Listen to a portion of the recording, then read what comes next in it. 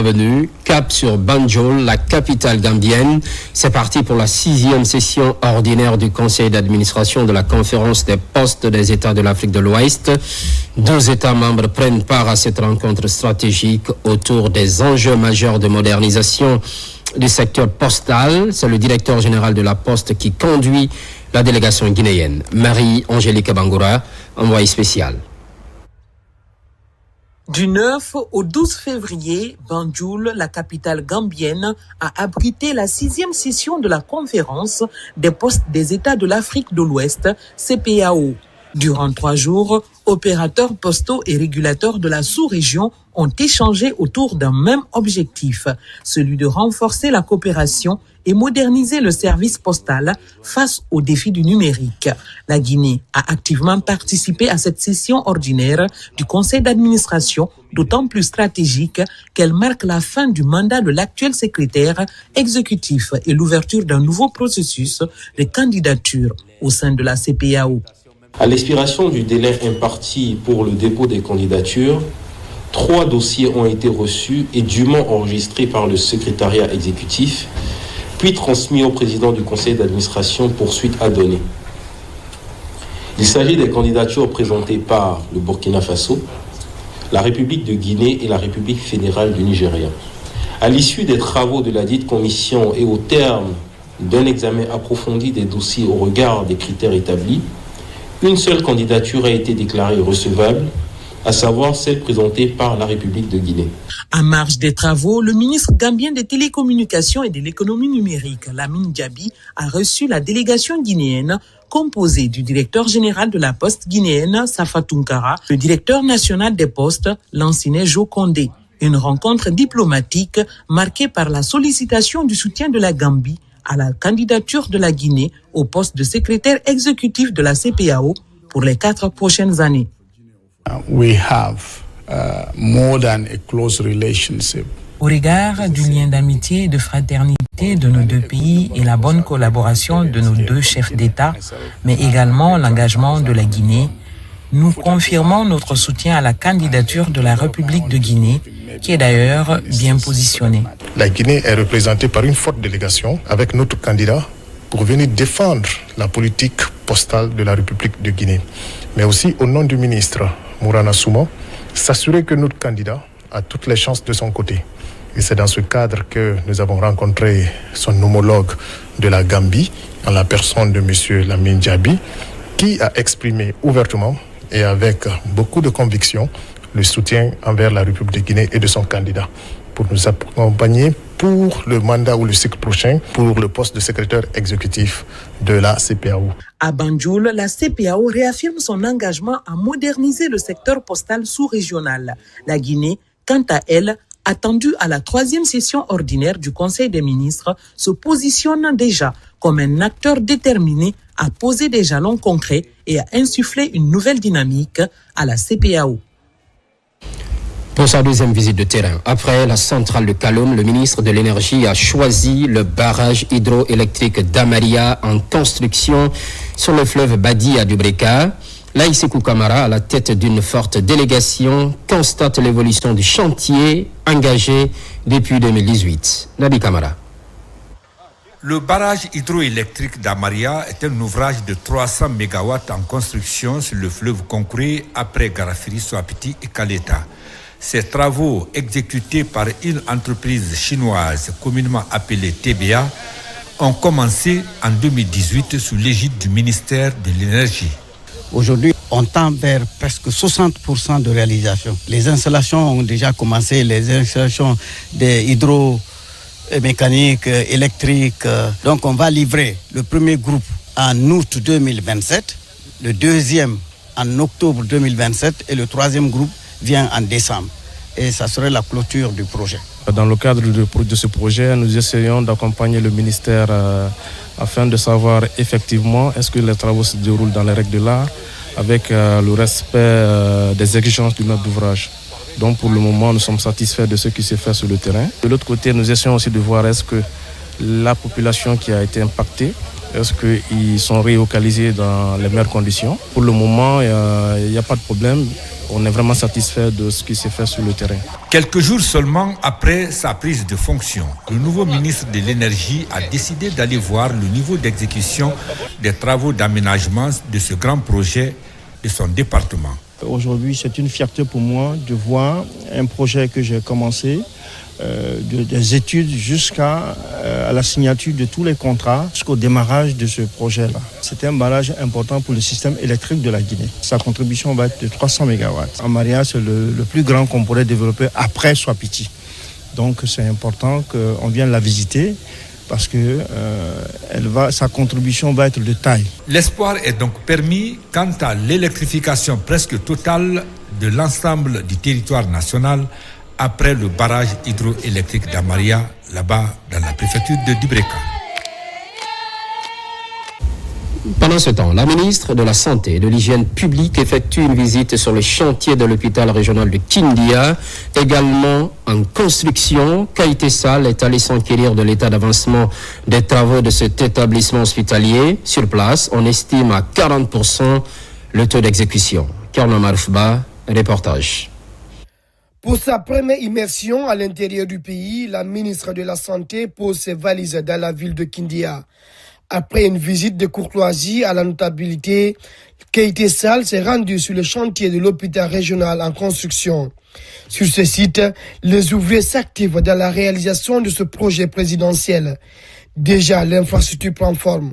Cette visite de la chef de département de la santé s'inscrit dans une dynamique de toucher du doigt l'état d'avancement des infrastructures sanitaires en cours de réalisation dans l'arrière-pays. Le niveau d'avancement du projet est environ de 40%, c'est-à-dire que la structure est terminée à 40%, les études sont terminées à 95%, et toute la partie corps d'état technique et corps d'état architecturaux, les études sont en cours et bien avancées. Pour parler des techniciens, la traumatologie est l'une des pathologies qui fatigue plus la zone de Kindia, en raison du fait que nous avons suffisamment de zones accidentogènes ici et nous avons tout le temps des accidentés. Et voir cet hôpital poussé à cet état qui va se spécialiser dans ce domaine, je pense que ça ne pourrait constituer qu'un mouvement de soulagement. Les travaux de cet hôpital régional sont entièrement financés par le budget national. La réalisation de cette infrastructure sanitaire est confiée au groupement français EFAGE. À travers cet entretien, tous les contours du projet sont expliqués à la ministre de la Santé et de l'Hygiène publique. Une grande satisfaction en tant que représentant de l'OMS de voir que le pays avance très bien en fonction de ce qui est prévu, la santé étant le 5e pilier du projet, grand projet, méga projet Simandou, et que la santé est une des priorités du pays. Cet hôpital d'une capacité de 200 lits va venir réduire les évacuations sanitaires sur Conakry de façon drastique, mais aussi offrir à nos compatriotes de la région de Kindia et avoisinants un accès équitable à des soins de santé de qualité conformément à la vision du chef de l'État, le président Mamadi Doumbouya, et du premier ministre chef du gouvernement, M. Amadou Ouriba, qui font de la santé une priorité nationale. La construction du centre hospitalier régional de Kindia s'inscrit dans une vision du président de la République de rapprocher les services de santé modernes des populations à la base. À Conakry, présentation de la nouvelle plateforme numérique de l'Agence guinéenne de promotion des exportations. À travers cette vitrine digitale, la Guinée compte se positionner sur les marchés régionaux et internationaux. Désormais, l'accès aux documents administratifs liés à l'exportation est facilité et des opportunités offertes. Falilou Diallo.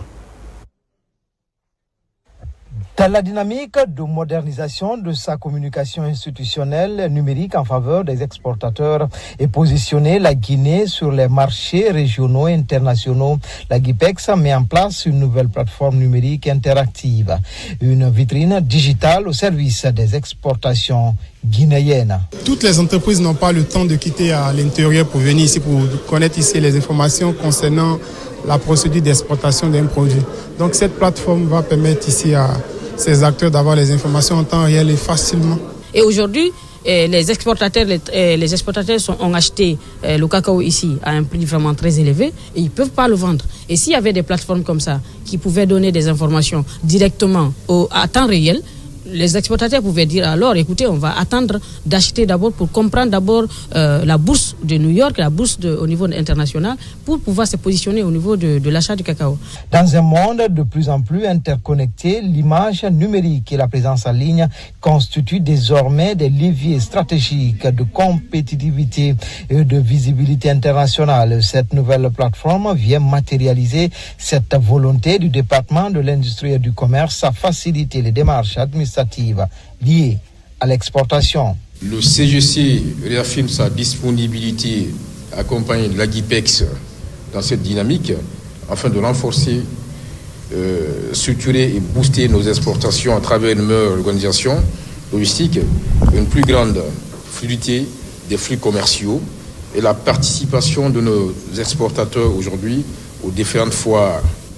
Cette initiative, dis-je, est une ambition large de transformation de notre économie, le développement de notre industrie et l'expansion de nos échanges commerciaux avec l'extérieur.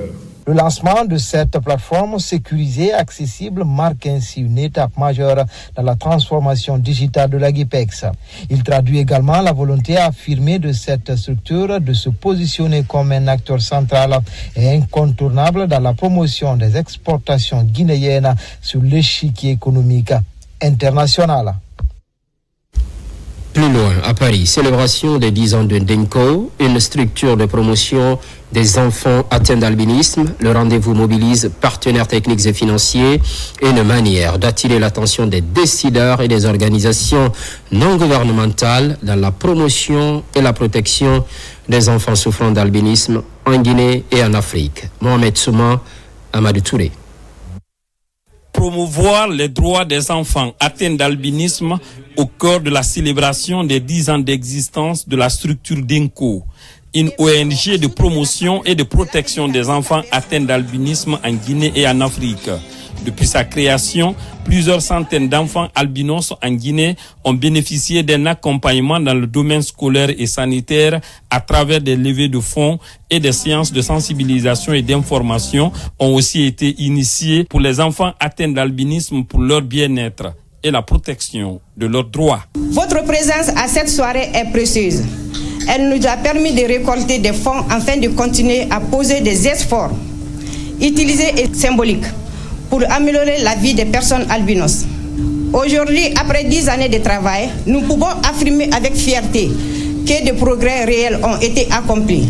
Ce gala de levée de fonds dans le cadre de la célébration des 10 ans d'existence de la structure est soutenu par les organisations de promotion des droits des enfants albinos et l'ambassade de Guinée en France. Et surtout remercier les organisateurs franchement pour cette belle initiative. Soutenir et accompagner les albinos, c'est soutenir les enfants, c'est soutenir les Guinéens, ce sont nos frères, ce sont nos sœurs. L'État est en train de mettre des mécanismes en place pour soutenir les personnes atteintes d'albinisme. Tout dernièrement, une loi est passée dans notre pays portant protection des personnes atteintes d'albinisme. Cela dénote de la volonté ferme des autorités de notre pays à accompagner cette couche vulnérable. La structure DENCO est l'initiative d'une mère d'enfants porteurs d'albinisme. Cette ONG a soutenu plusieurs enfants albinos du continent dans l'offre de produits médicaux, scolaires et des campagnes de sensibilisation sur les risques liés à l'albinisme chez les enfants. À toutes et à tous, merci de la fidélité. L'actualité évolue à Guinée, notre paradis, terre de richesse et d'innovation. On se retrouve au compte de la grande édition. À très vite.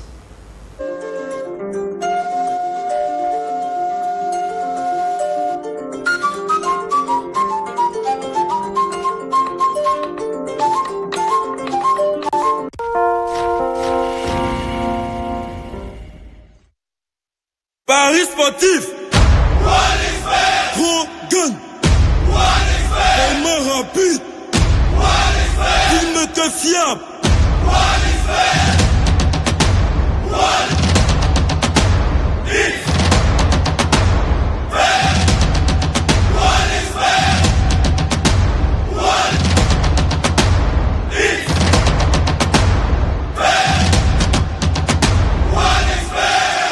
sportif. Sous le signe de la paix,